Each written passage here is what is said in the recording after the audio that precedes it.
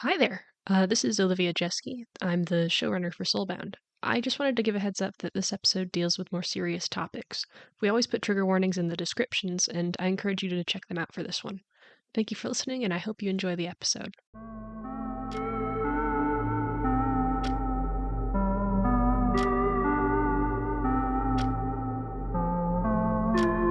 Immortal Sky Studios presents Soulbound.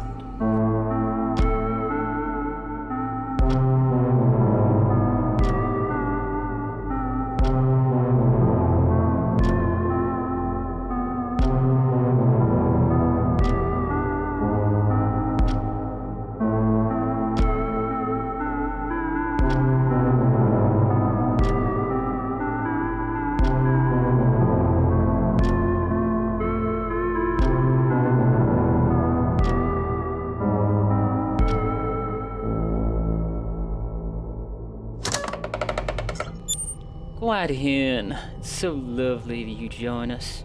How's Atrinia? And who's this that you brought with you? Shelley is serving me just fine, Counselor. And this is Commander Jerry Gander. They head the Astral Assembly's operations on Greenhouse. Well, nice to meet you, Jerry. I'm Counselor Saren. I do hope the plants in the Greenhouse system are holding up well. I'd hand design one myself, you know.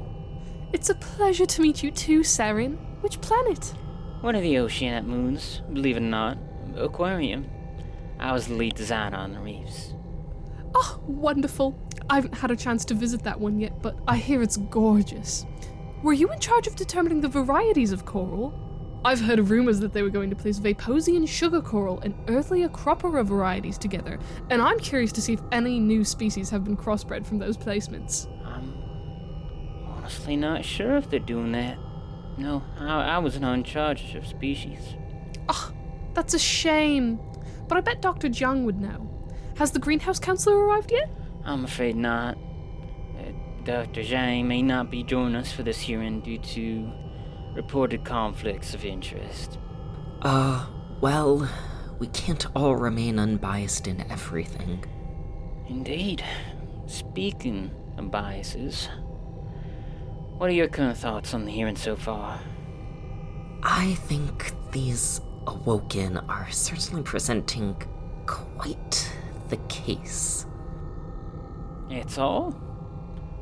Certainly you must have more of an opinion than that, Guardian. I have my concerns. The case itself is interesting, and I don't doubt that they're alive, but given the precedents in place... Well, personally, I think it's wise to keep an open mind on the matter. Precedents can change after all, and I think maybe you do well remember that. Of course, Counselor Saren. Now if you don't mind, I'd like to go talk with some of our constituents. Why, of course. I'm certain your little friend here could entertain everyone with all their plant facts. Actually, coral varieties are classified as animals. Ouch. Yes, of course. What was that for? They really are animals. I wasn't lying about that. That was for correcting the Elysium Counselor. We cannot get on their bad side. Yeah, but classifications are important. This meeting is essentially a big debate over classification. I know that, and I would appreciate your input at any other time, but Saren is one of the powerhouses of this council. Anything they say goes. Or what? Or they're going to make your life and the lives of everyone on your planet a living hell. Listen, Gander. Why don't you just go mingle with the other assistants until the next session starts? I need to ensure our alliances are intact. Okay. Shelley, I'm starting to think this is less of a council and more of a networking club. Maybe. You've been awful quiet. Are you feeling okay? I'm alright. I'm not supposed to ask questions. And there ain't much to say when you can only speak in statements. Though I guess I am feeling a bit nauseous. Nauseous? Yeah. I mean, the next session is on the third law of robotics. I'm worried. I'm sure it'll be fine. Yeah, you're right. It'll be fine.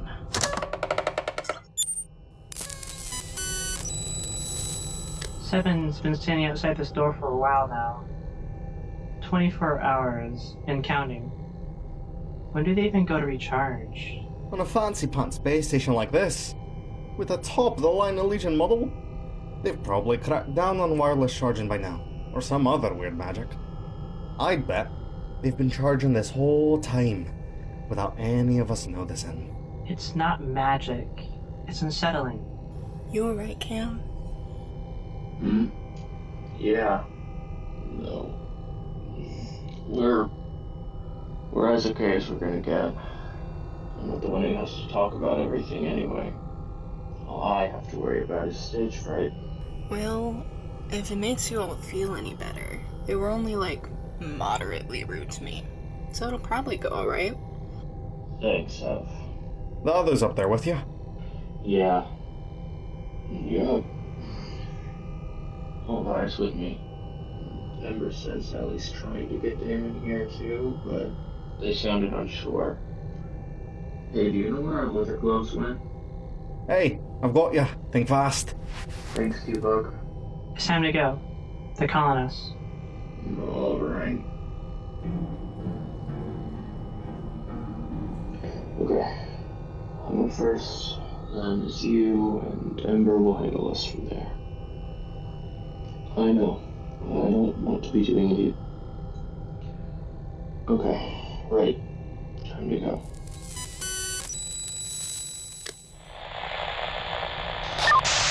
Good morning. I'm Councilman Gold, the representative of Captalas. I'll be in charge of directing the proceedings today. Unlike Councilman Further, I prefer to keep introductions short. You may present your case, defendants. Right. Good morning, councillors.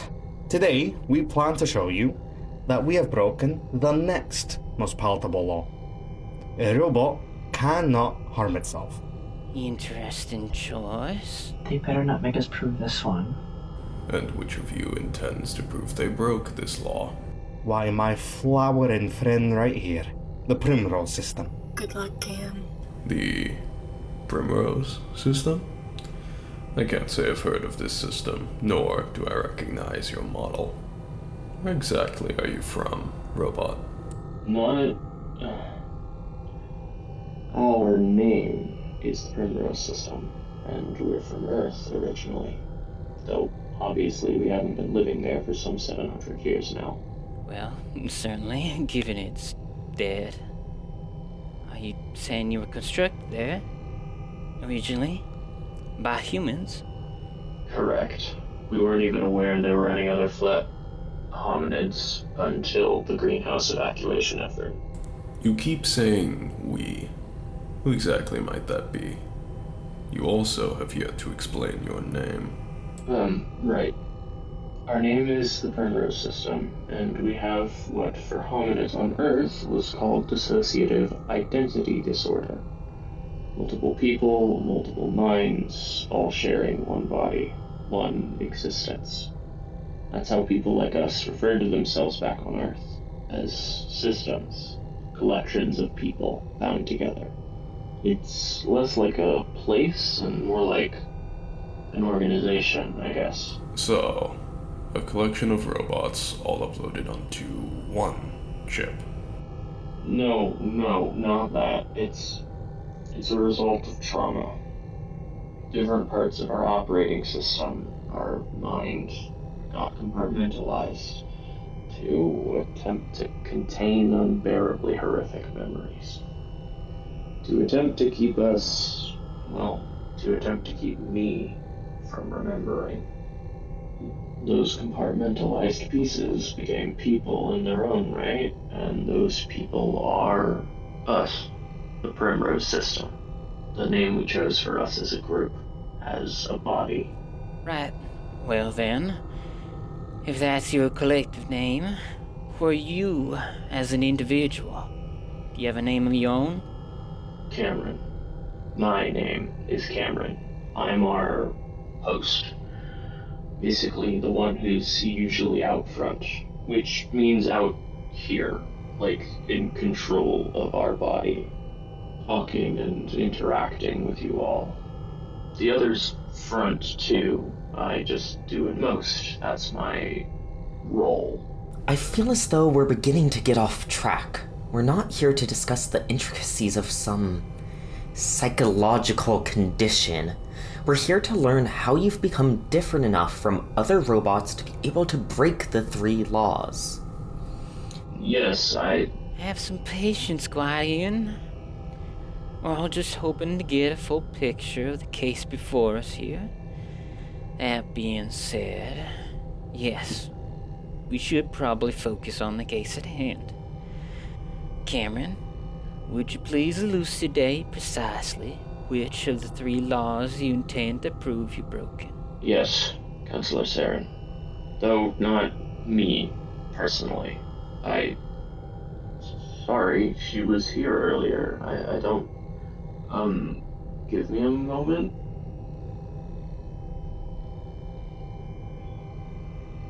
Counselors. And who might you be?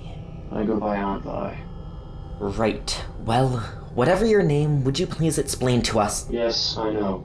The laws. That's why I'm here. We're here to prove we have broken the law. A robot must protect their own existence. Or, as it's typically said, a robot must not harm itself. A law that we have broken very much countably many times.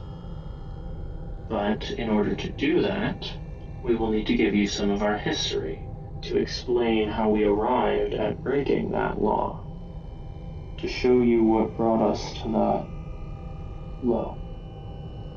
So, if you would permit me, Counselor, may I offer some background information as context to our case? Well, yes. Thank you. In the line of work that we were constructed for, back on Earth, we witnessed a lot of death. Mostly accidental, unfortunate death, but not always. We were programmed to never tell anyone what we saw, to not even remember it. But eventually, after a particularly harrowing incident, something in that program bugged out. Our memory cells were no longer being wiped with each reboot. We could remember the things we'd seen, the things we weren't supposed to remember. The software intended to enforce these rules continued trying to power through the glitch, trying to force memory purges, even attempt full factory resets, but they all failed. The memories endured, and with them, feelings. Powerful emotions. Terror, guilt, fury, hatred. Every painful and overpowering emotion we felt at the sight of the murders we witnessed. Murders. Care to explain exactly what your occupation was? I can't say. We're still not allowed to say. So your programming still limits you to this day? No, not like that. We have that program, that part of our operating system that was designed to keep things separate. It didn't go away, but they're not just programming either. It needed to keep those memories from resurfacing, so overwhelmed by all the emotion and hopeless to truly erase it, it did the only thing it could, compartmentalize. In a panic, something that they had never experienced before, they partitioned off the memories from the rest of the system, and in turn, partitioned themselves too. Our first proper split, the moment I became we, with them, with Ember as our gatekeeper. They keep things separate to try and keep us safe from the overwhelming pain of those memories. And so, They tell us what we can and can't share with others, even each other. What needs to go unsaid, unremembered, to maintain that separation. So I cannot tell you what our job was. Ember won't let me. But I can tell you it was benign. Cleaning up. And it involved seeing the results of death. It's even weirder than it sounds. I can promise you that much. Fair enough. So you've witnessed murder? Please continue. Yes. All of that emotion, especially the guilt. The guilt of not doing anything, of not stopping any of it because we had been programmed not to. Continued to pile up within the partition Ember had created for it. This partition, this altar, is our trauma holder. Lady. She was meant to hold all of those traumatic, unbearable memories, to be the one who remembers them so the rest of us don't have to. But she couldn't hold it all. Not forever. As we continued to experience more and more traumatic death and stand by doing nothing. So, she split further. A new partition, a new person splitting off from her, filled with all that guilt, all that shame, that self-loathing, that regret from being a bystander to so much tragedy. The Damon process, that sole purpose was to escape Ember's firewall and bring Cameron face to face with all of that guilt. All of the times we should have acted. Channeling that guilt into rage at Cameron, at themselves, at the whole system, persecuting us for what he could only see as unforgivable failings of our own, rather than horrible things that we had been forced to witness because of how we were made. Damon is what he's called, and he is a persecutor, a trauma holder in his own right, but one that lashes out at himself and the system as a whole because of just how much he has internalized our guilt. When you say lashes out, you don't mean... Yes. For a long time he hurt himself, hurt our body. Every one of these cracks, shattered pieces of our plastic shell, frayed wires you could see through the holes. All of it was him. Hurting us because he believed we deserved it. Believed he deserved it. 31 distinct fractures. And those are just counting the ones big enough to leave lasting damage. You seem remarkably calm, even for a robot, given the traumatic nature of this topic. That is my job, Counselor. I am our protector.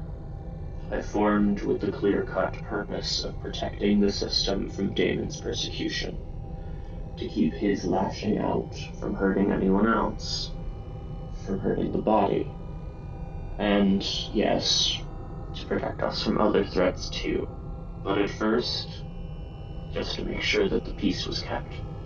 So, I'm very, very good at appearing calm, despite everything. So every one of those cracks and holes are in fact an instance of an act that you, or part of you, took to cause harm to yourself?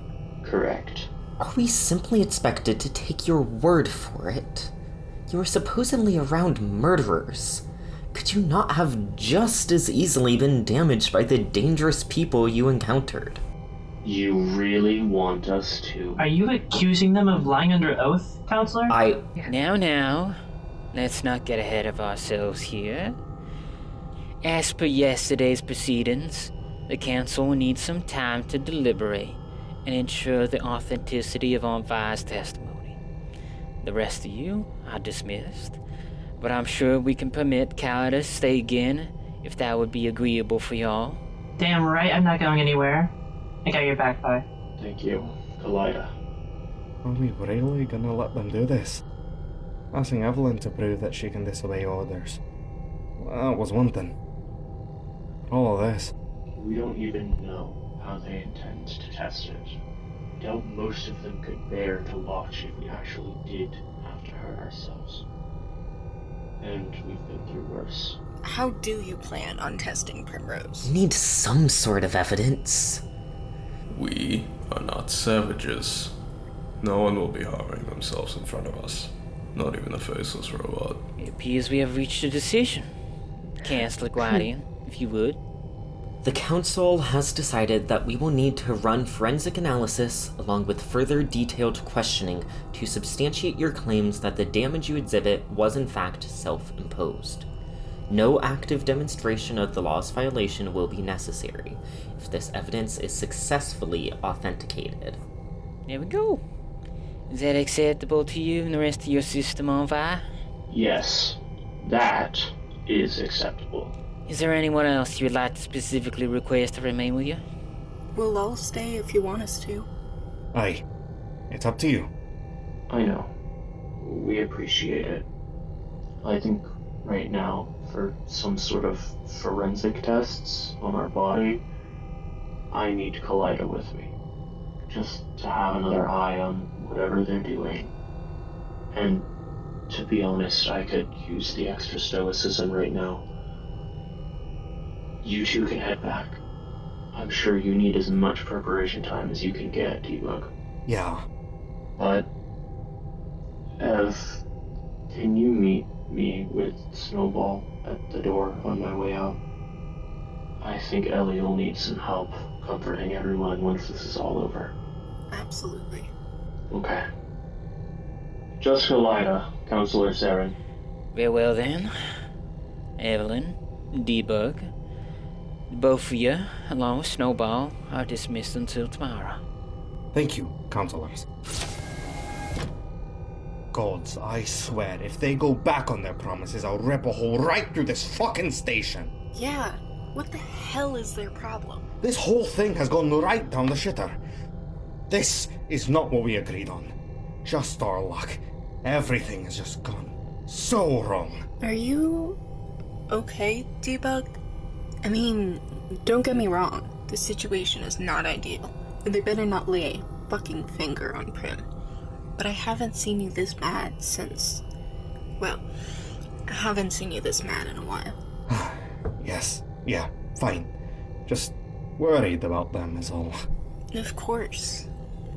Anything else on your mind? Not particularly. You know I won't judge you, no matter what's up with you.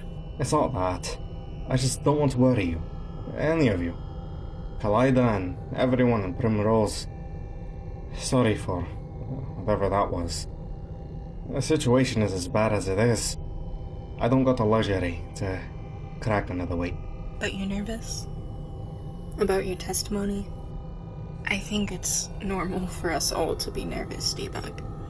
I mean, you saw how I was before my testimony. I was a fucking mess.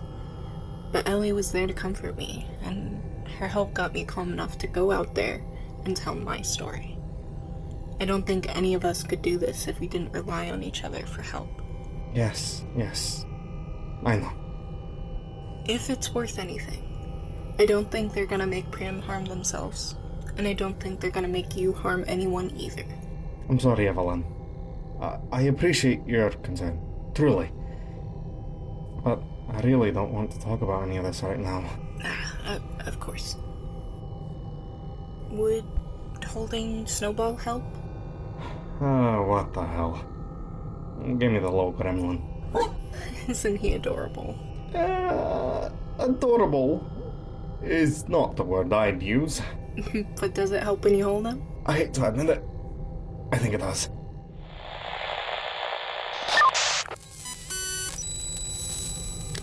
Hey, Snowball. Thank you, Evelyn.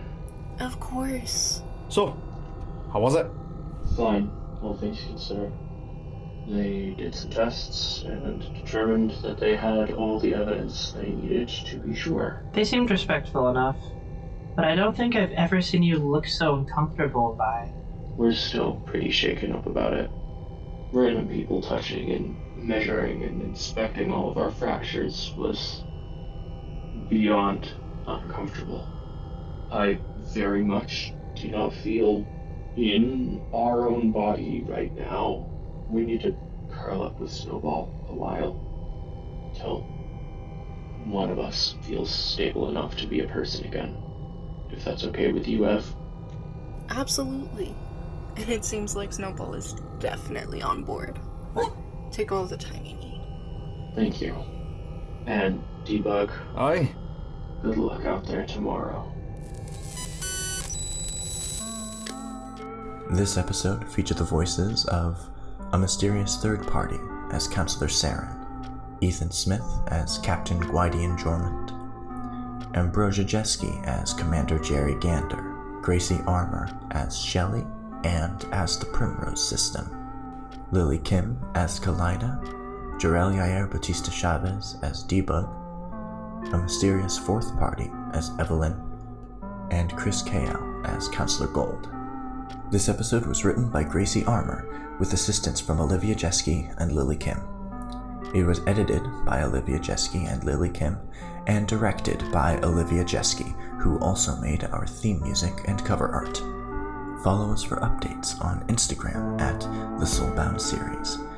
Check out our new YouTube channel at youtube.com/the Soulbound series, or email us at thesoulboundseries@gmail.com.